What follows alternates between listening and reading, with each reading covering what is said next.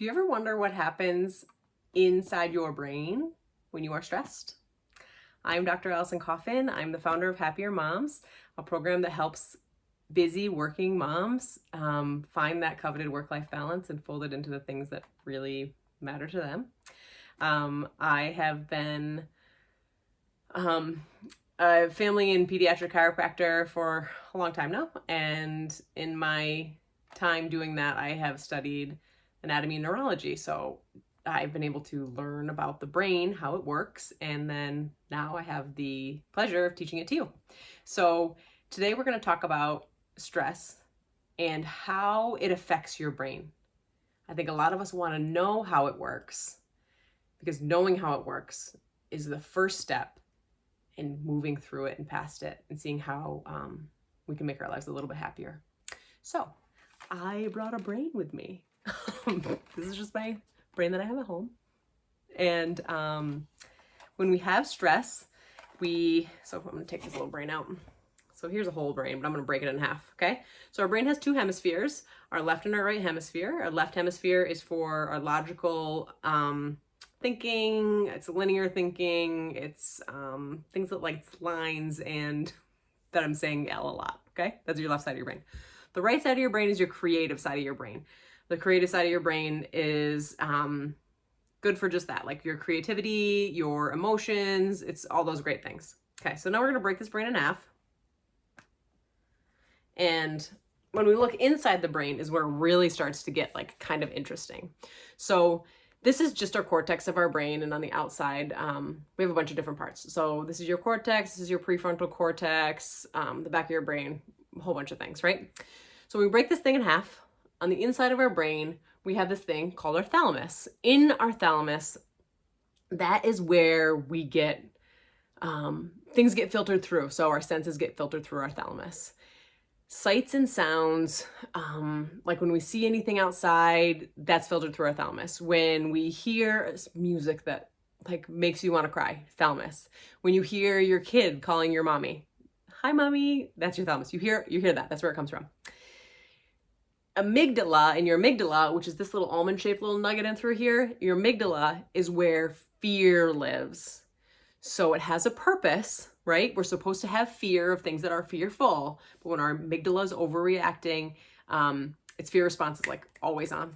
So that doesn't really feel very good. So our stress actually lives in our amygdala. So that's on the very inside of your brain, like deep inside this little noggin of yours.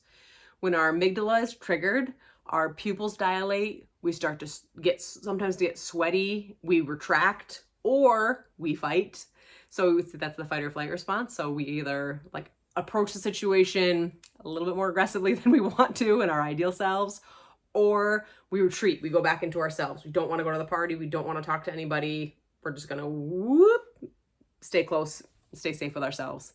That's what your amygdala does. So our amygdala is a bit of an overreactor these days when we are feeling a lot of stress. So the good thing to know is that stress is triggered by our senses. So if you can take control of some of your senses and you're not actually in a dangerous situation where your amygdala should be working, like if a bear is running at you, get that amygdala right on, right? Because you better be running. But if you're like, I don't want to go to the school because I don't know if everybody's going to like me, I'm nervous. Those are valid fears. And we want to do some things to kind of regulate our own nervous system so we can get there. So that's how your brain works.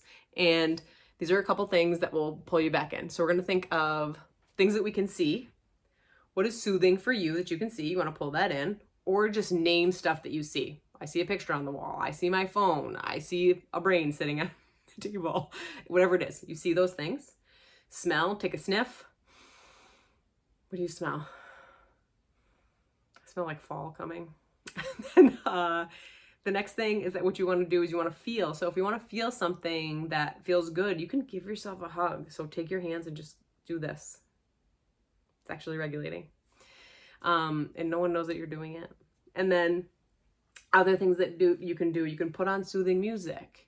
You can take a deep breath. You can hear your breath come in and out. All those things are soothing and they decrease your stress response should you not want to have such a large stress response going on right now.